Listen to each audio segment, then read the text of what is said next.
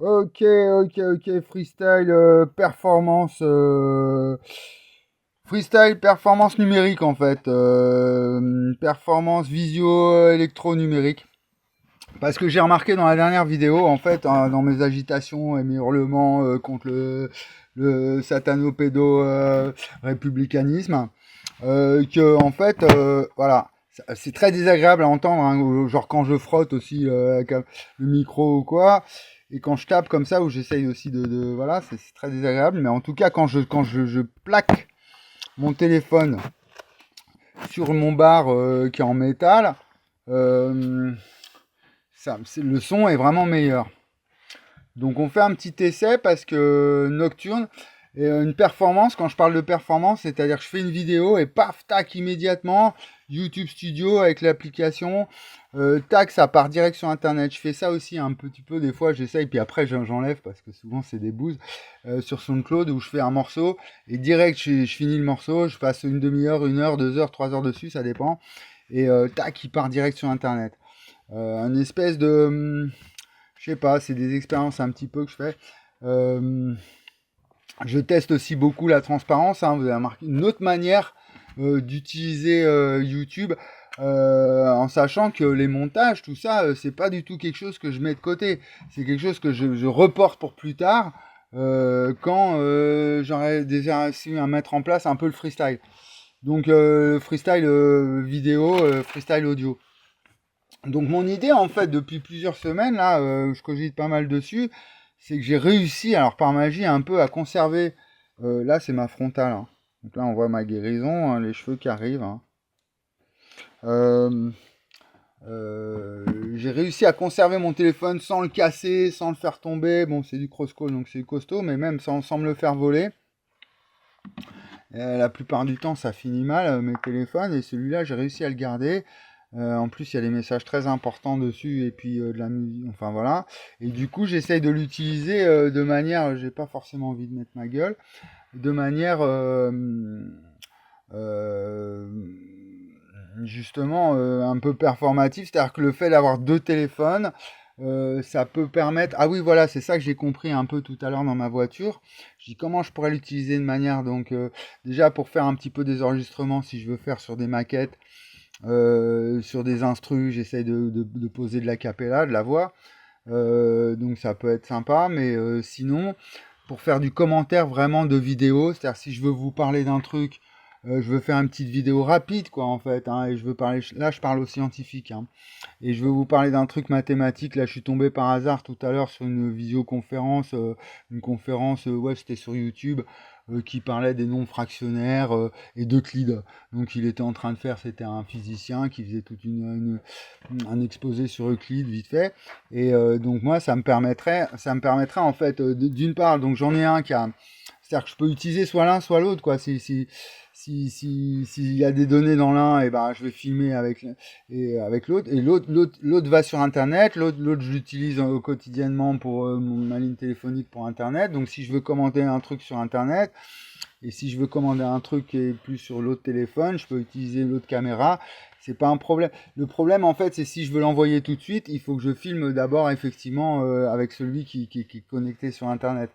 Mais sinon, ça peut être différé. Je passe par l'ordinateur et puis hop, c'est bon, ça part 1 heure après ou quelques heures après ou le lendemain. Donc, euh, donc là, on va essayer de faire en direct, hein, du coup, en manière performative. Et en fait, quoi, qu'est-ce que je voulais vous parler? Parce que c'est mon rendez-vous, là, c'est encore tout frais. Là, il est 22h, 22h48. Donc là, on est en mode nocturne, en fait, hein. Donc, c'est pas la même ambiance. Donc, du coup, on va mettre un peu de musique. Et pour les droits d'auteur, bon, apparemment, on n'est pas trop embêté par rapport à ça, hein, mais est-ce que je dois mettre une maquette ou euh, ouais, ça m'emmerde un peu des maquettes parce que bon, c'est pas de moi, mais tant pis, on verra. Franchement, pour le droit d'auteur, moi, c'est quelque chose qui, ça serait un thème, ce serait le thème d'une vidéo peut-être, hein, enfin certainement, hein, euh, toute la problématique en fait qui s'est mis en place avec le monde du téléchargement qui est arrivé au début, donc avec Internet. On était en mode pirate un peu tous, et on piratait les albums, et donc la SACEM avec l'État, bon c'est quand ils ont mis en place les lois Adopi, etc. Il fallait réglementer le flux, donc ça a été la chasse au DivX sauvage, un peu là, au téléchargement, au visionnage de films streaming, voilà, au streaming gratuit. Donc tout devient, et puis après bon bah petit à petit, donc pourquoi moi je réagis aujourd'hui, c'est parce que là on se retrouve à nouveau avec un harcèlement, une forme de harcèlement publicitaire, hein, sur YouTube, hein, et Facebook, vraiment qui vient de tout en haut, hein. On voit de la même manière qu'il y avait des grosses pubs qui passaient sur TF1, sur France 2, enfin en France, voilà, dans les années 90-80. On sentait les gros annonceurs, hein, qui détenaient le pouvoir, un espèce de pouvoir. Mais c'est vrai que Facebook arrive à la fois à donner de la place grosses enseignes, et en même temps aux petits, où chacun même peut faire sa propre pub en passant par... donc bon, bah ça, voilà, on peut dire que ça appartient à la culture américaine, anglo-saxonne, bon, et puis... Donc finalement, bon, faut pas non plus fustiger la communication. C'est-à-dire que moi j'essaie d'être un peu plus modéré, j'ai 50 ans maintenant. Être anti-pub, ça veut pas dire non plus être un espèce de tyran comme ça qui va supprimer que la réclame, c'est ancien, et quand on fait du commerce, moi j'ai travaillé dans ce domaine-là, et je suis issu d'une famille de commerçants, donc c'est important, la publicité, la réclame, c'est important. Moi, ce que je dénonce, en fait, c'est les dérives, euh, voilà, la démesure, en fait, les passions humaines, enfin, et surtout quand il y a du lobby trop important, quoi, hein, avec des monopoles, et puis cet aspect idéologique, surtout, hein, sur nos consciences, hein, comme j'ai étudié la psycho beaucoup, et que eux aussi, les publicitaires, ils s'appuient beaucoup sur des notions de psychologie sociale, et donc, du coup, eux, comme ils ont un raisonnement strictement marchand, et puis du point de vue comptable, quoi, du point de vue bénéfice, nous, effectivement, la philosophie sociale, ce qu'on appelle la philosophie, voilà, sociale, critique, la sociologie des masses, et on essaye, nous, plus de voir au niveau symptomatique, quoi, hein, ce qui se passe au niveau des problèmes que ça engendre sur la société.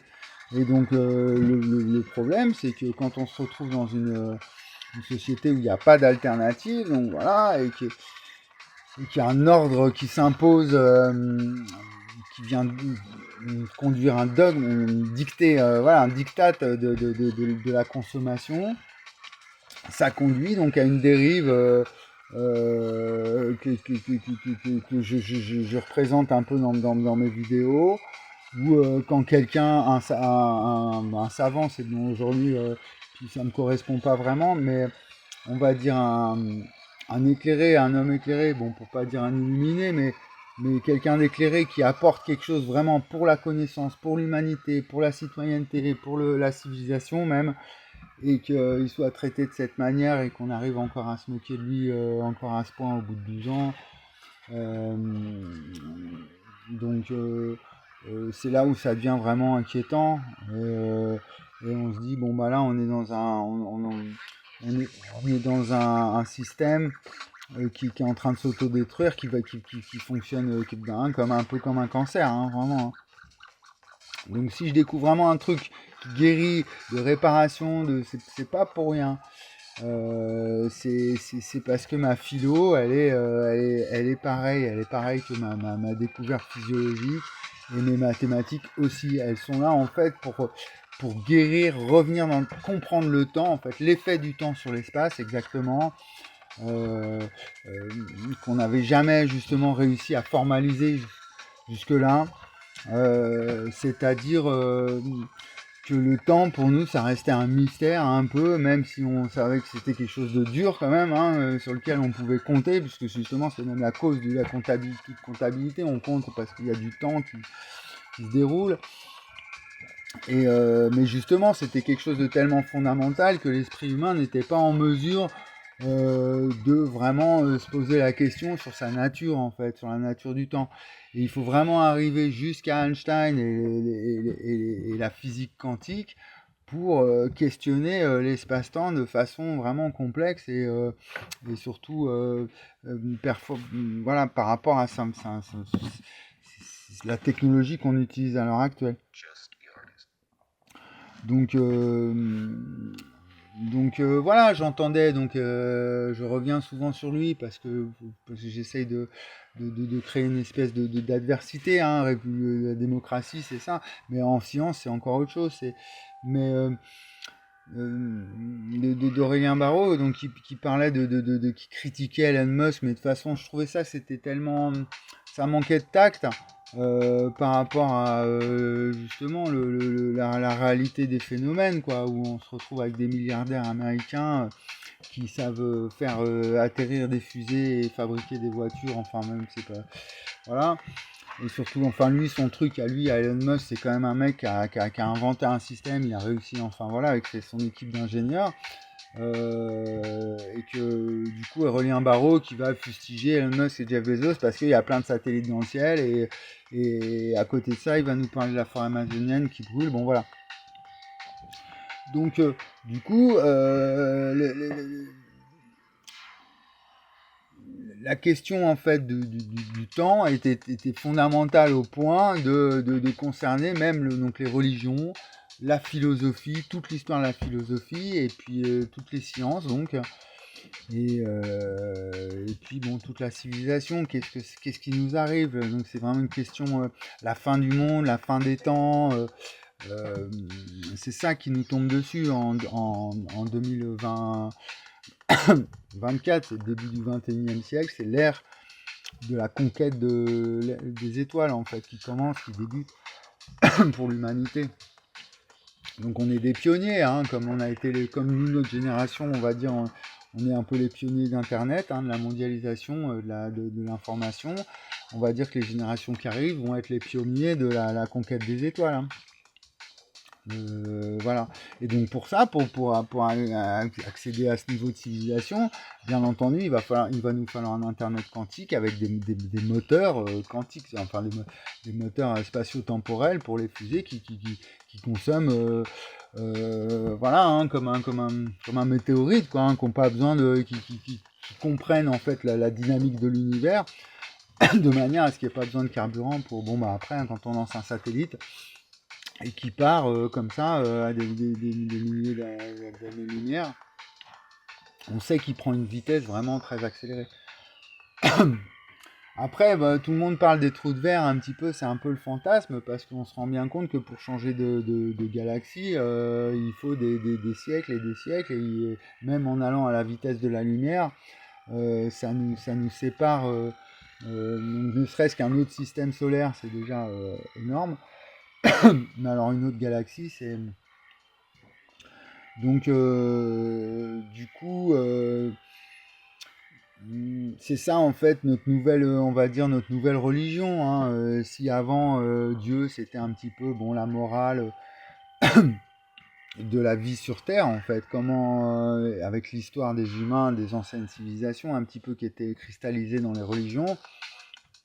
On va dire que là, c'est une morale de l'espace-temps qui se met en place, mais où la conquête s'étend non plus à la planète, mais au système solaire et au-delà, quoi. Hein.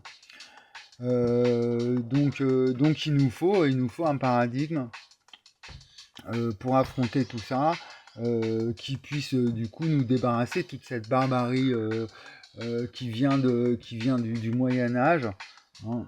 Je pense que c'est ça, c'est là-dessus qu'il faut enfin qu'il faut que je dis on, mais qu'il faut que je travaille dans les vidéos qui vont venir, de faire une espèce de synthèse en fait entre la mentalité archaïque en fait, hein, de l'humain qui était esclavagiste, qui était exploiteur, qui dominait la nature, maître et possesseur de la nature comme disait Descartes.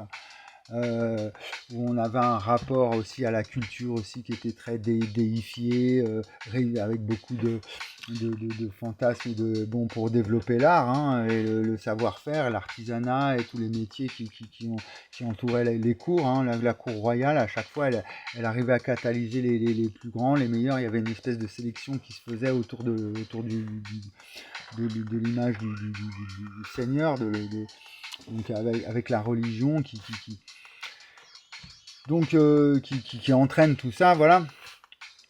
Donc essayer de comprendre cet effet d'espace-temps à travers les civilisations et du coup le passé, pour du coup ce serait un petit peu ça la recette. C'est comme on comprend, à partir du moment où on comprend le passé, à travers le présent, donc dans l'action, on arrive à anticiper le futur. Et c'est comme ça que en fait un ordinateur, enfin voilà, une machine, un système numérique peut corriger les erreurs qui puissent venir des fluctuations. Donc on appelle des correcteurs d'erreurs quantiques, quoi, on va appeler ça. C'est-à-dire que s'il arrive à anticiper ce qui va se passer pendant la fluctuation, et du coup, il peut jouer sur la décohérence, c'est-à-dire toute l'information qui se perd à cause de cette fluctuation. Bon, c'est plus compliqué que ça, la décohérence quantique. Moi, j'ai un niveau très faible, hein, à ce niveau-là. Il faut voir avec Bob Roth et compagnie. Mais en gros, c'est ça. C'est comme l'espace-temps, il est fluctuant à 10 puissance moins 5 près. Hein, donc, c'est vraiment au niveau du froid. C'est en dessous du 2,7. Donc, c'est la température de l'univers qui fluctue en fait. Du coup, bon bah nous quand on veut faire, c'est pour ça qu'on refroidit du coup et on les refroidit vers le zéro absolu, donc plus bas que la température de l'univers. Sinon, il y a trop de fluctuations dans la température normale de l'univers. Donc c'est ça le défi mathématique et physique qu'il faut relever pour accéder à l'internet quantique. Et puis voilà, et puis bon, il y a aussi donc tout l'aspect de l'énergie, le problème de l'énergie et aussi de la quantification de la gravité. Comment réussir à quantifier la gravité? Bon, il y a beaucoup de choses après au niveau des liaisons atomiques et de comprendre vraiment les lois de l'intrication, qu'est-ce qui se cache derrière ce phénomène-là. J'ai beaucoup de choses à présenter en fait aux scientifiques, mais comme je suis très agité là avec ma vie de hardcore, trop hardcore, et que je suis pas posé avec des bons outils et puis avec des moyens très vraiment trop rudimentaires, non, ça va pas du tout. Donc il aurait simplement fallu, parce que là il s'est vraiment foutu de moi à nouveau, hein, ouvertement, il se moque de moi, hein, le maire de Prades. Hein. Et donc parce qu'en fait c'est là où moi là je m'emporte, je parle de pédo, mais en fait c'est tout simplement du sadisme quotidien qu'on connaît tous, hein, au quotidien, hein, c'est-à-dire à partir du moment où il voit que il voit très bien que j'ai pas de moyens et que je suis en galère, tout le monde voit très bien que je suis en misère, mais je suis un taureau au milieu de l'arène, quoi. Voilà. Donc voilà, sauf que le taureau en question, voilà la philosophie qu'il a. Et s'ils veulent gagner du temps, moi aussi, hein, de toute façon, j'ai tout mon temps après, hein, quand je suis en vie. Le problème, pourquoi je veux faire des micro-trottoirs à partir de demain, hein, je vais essayer d'interviewer les gens en fait. Hein. Et je veux faire ça vraiment parce que je me bats, c'est pour vous en fait. Parce que maintenant, moi, c'est bon, hein, dans ma tête, je sais que mon arithmétique, là, elle est prouvée, elle est réelle. J'ai réparé toute ma santé. Je me sens super bien dans mon corps. Dans ma tête, je suis content d'avoir réussi, d'avoir mené mes recherches philosophiques à bout, quoi, mes recherches intellectuelles jusqu'au bout, presque. Hein, enfin voilà. Pour moi, c'est quand même une victoire. Après, si tout le monde me l'a fait à l'envers, genre ouais, reste dans ta misère, bah, à la rigueur, ça ne me dérange pas parce que vis-à-vis de la vérité, je sais ce qui est vrai. Donc si je me bats là, en fait, maintenant, c'est pas pour avoir une belle Mercedes, une belle bagnole avec une belle baraque avec une piscine, bien que mon côté rappeur, c'est clair. Voilà, mais ce qu'il y a, c'est que j'ai connu ça à l'adolescence, moi, donc je connais ce monde-là. Donc c'est pas ce que je cherche. Moi vraiment l'objectif là maintenant, là 19 minutes, on a fait une petite vidéo pas trop longue, hein. Moi ce que je cherche vraiment, euh, à partir de maintenant, là où mes cheveux là vont finir de sortir, c'est que ce soit accessible à tous, hein. C'est-à-dire que n'importe quelle personne qui dise bon bah c'est faisable, on peut le faire, on peut réparer, enfin dans ma tranche d'âge, hein. Après je sais pas, mais en tout cas voilà. Enfin même à tranche d'âge, même avant, hein, voilà, toute personne en fait qui se sent dans la volonté de réparer son corps, mais de façon intégrale en fait. C'est ça l'histoire. Mais je me dis, en cherchant à comprendre ce que je découvre, justement, on va comprendre tous les mécanismes et après on pourra traiter localement, peut-être de façon partielle, peut-être pas tout réparer, toutes les dents, tous les cheveux et tout ça, les cheveux blancs qui disparaissent et tout. Mais comprendre vraiment ce mécanisme, cette histoire de respiration crânienne, déjà qui n'était pas du tout dans le vent, hein, personne n'en parlait, hein, la respiration crânienne, c'était pas du tout connu. Pourquoi? Pourquoi on n'en parle pas? Allez, vas-y, je peux péter la bière. Donc les ostéos, faudrait peut-être qu'ils... C'est-à-dire que voilà, c'est peut-être significatif en fait ce qui se passe. C'est qu'un ostéo, c'est quand même 50 balles, je sais même pas si c'est remboursé. Euh, voilà, et en fait, la respiration crânienne, ils n'ont pas compris le truc, en fait, la base du truc. Parce qu'il fallait vraiment une philo super puissante pour comprendre un phénomène pareil dans la nature, qui est apparemment un phénomène complètement qui a été mesuré jusqu'à maintenant, mais de façon indirecte, on va dire, quoi, avec on va dire, l'électromagnétisme ou des choses comme ça. Alors que j'ai vu des vidéos où en fait c'est comme s'ils avaient réussi à filmer le courant, l'électromagnétisme dans une pièce par exemple. Et ça ressemble, et donc je regarde cette vidéo et ils disaient que c'était des expériences récentes, hein, vraiment de cinéastes, de vidéastes passionnés de sciences physique. Et donc, on voyait des espèces de spirales comme ça tourner sur elles-mêmes dans la pièce et tout. Et je disais, mais ça correspond carrément à ce que ce que je suis en train de guérir là. Enfin, ma fonction de régénérescence, elle ressemble à ça. Donc, ça serait vraiment donc un support à la matière, un support même à l'électromagnétisme. Donc, c'est pour ça que je parle d'une polarité spatio-temporelle qui serait encore plus fondamentale que la polarité de l'électromagnétisme, en fait, du courant électrique. Quelque chose qui, en plus du courant électrique qui lui-même est polarisé, donc un électron plus-moins, voilà, il y a une polarité spatio-temporelle, encore plus fondamentale. Donc, du coup, on rejoint effectivement le dualisme de Descartes, sur lequel repose toute notre... voilà, toutes les sciences actuelles, elles reposent sur ce dualisme un peu cartésien. Donc les équations, bon voilà, carte. Et puis en Asie, si on va en Asie, on voit très bien avec le yin-yang qu'il y a effectivement une forme de dualisme à la base de la pensée et des sciences asiatiques. Donc ce dualisme puis qu'on retrouve après à tous les niveaux. Et puis avec ce conflit entre le monisme, donc ça j'en ai parlé déjà dans une vidéo lab. Donc on finit là-dessus. Voilà, ce serait la spatio-temporalité, un effet en fait où en fait dans les faits, il n'y a que de l'espace qui se dédouble. Mais pour expliquer ce phénomène-là de mouvement, de l'espace sur lui-même, avec lui-même qui produit un mouvement, et ben, on a besoin d'une cause, une causalité, la cause du mouvement. Donc c'est ça que j'aurais découvert. Et pour arriver à mesurer l'information, donc avec cette équation P égale mv, carré ou pas, mais P, c'est la quantité de mouvement, où là en fait il nous manque quelque chose de fondamental au niveau du photon, de l'interaction vraiment dans le photonique, dans l'information, le cœur même de l'information. Et comprendre ça, ce serait donc si c'est comprendre la radioactivité, l'information quantique, et du coup sortir de cette guerre d'information qui commence à être usante à force parce que on voit bien tous, hein, on se fait hacker de tous les côtés, on se fait harceler, que ce soit au téléphone, dans nos mails, partout, il faut bon, les pop-up, etc. Bon, il y en a de tous les côtés.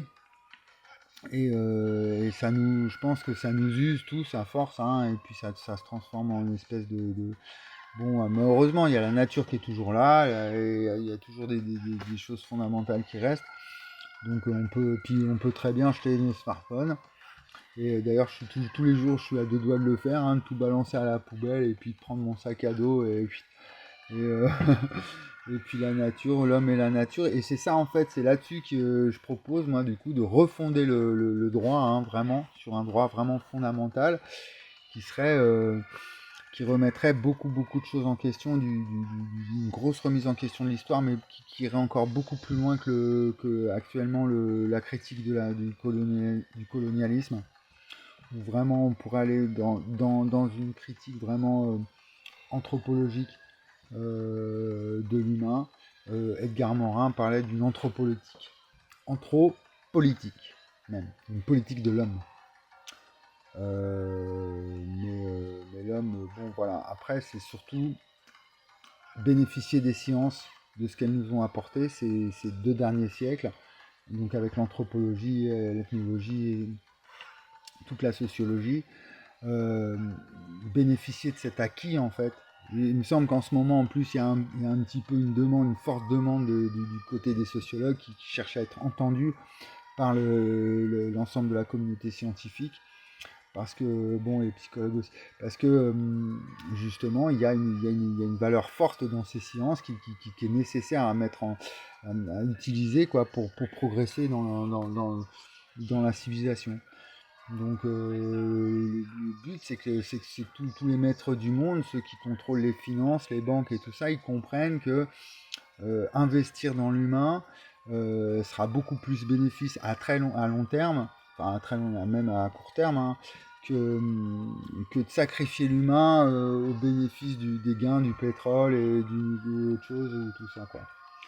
Toute l'industrie thermo-industrielle, hein, toute l'économie thermo-industrielle on va dire.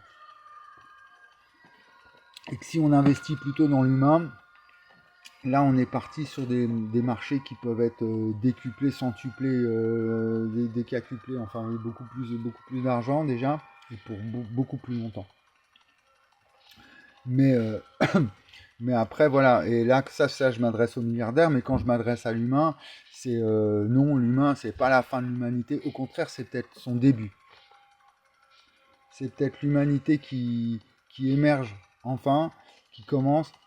J'ai cru entendre parler des prophéties autour du Fils de l'homme, tout ça. J'ai vu passer des trucs. Donc ce serait peut-être ça en fait que l'humain, jusqu'à maintenant en fait, c'était plutôt un animal qui s'est petit à petit avec la culture, il a réussi carrément à s'extraire de sa condition animale pour fabriquer des robots, quoi, des machines se reproduire lui-même, et que à partir du moment où il arrive même du clonage, hein, tout ça, hein, on arrive à faire des clones, à faire des robots qui vraiment, avec une intelligence qui vraiment confus, c'est peut-être au lieu de paniquer, de se dire oh là là, c'est la fin de l'humanité, ou alors euh, tout va partir, c'est le début du chaos, c'est le début de la fin. Peut-être se dire non, c'est une prise de conscience vraiment, où on comprend la nature, ce que c'est qu'un humain, Dieu par rapport à Dieu, pourquoi? Parce qu'on se posait la question, qu'est-ce qui nous différencie des animaux? Pourquoi on a ce truc-là spécial où on va fabriquer des églises, et on met des usines et les machins, de la compétition, qu'il n'y a pas dans le règne animal. Tout ce qui nous distingue du règne animal. Et c'est là où, bon, ma découverte, elle est, je le rappelle, à nouveau, c'est pour ça que je veux faire une animalerie, et je vais, en fait, comme je ne peux pas exercer au niveau de la médecine, au niveau des humains, je vais essayer de le faire, bon, ça sera moins risqué, du coup, sur des animaux, et notamment, là, moi, j'ai encore une histoire ce soir avec une chatte, voilà, qui a des problèmes qu'il faut soigner, donc essayer de voir un peu si on peut, avec... et voilà, et je me dis peut-être que finalement ma philosophie, hein, pourquoi des fois je hurle, je pète les plombs, c'est complètement irrationnel, ça paraît fou. Peut-être que je m'adresse à la part animale, voilà, de l'humain en fait. Et on finit à 30 minutes. Et, et que c'est peut-être pas à l'humanité que je m'adresse, parce que l'humanité, justement, on connaît jusqu'où elle peut aller, peut-être sans limite, justement, elle peut aller très loin, elle peut traverser l'univers, quoi, en fait, l'humanité. Et donc, on est en train de la découvrir, et que je m'adresse peut-être à la part animale de l'humain, enfin, avec cette découverte physiologique, et avec cette refonte des mathématiques, de la philosophie, des sciences, de, de, de la religion aussi. Et donc c'est peut-être retrouver la racine vraiment, de se réinjecter dans notre racine humaine, enfin animale de l'humain, la part animale de l'humain, voilà, retrouver cette part pour du coup stopper cette guerre insensée contre la nature ou avec la nature, où on est dans une confusion totale, on voit bien avec ce problème de réchauffement. Allez, on arrête. Enfin, de changement climatique, enfin, on voit bien, tout le monde est perdu. Le livre d'ailleurs de Sismic là, que je vous conseillais, bon, je sais, c'est un peu autour de ça. Donc voilà, on retrouve les bases, on remet les pendules à l'heure, c'est un peu mon slogan 2024, quoi. À plus tard.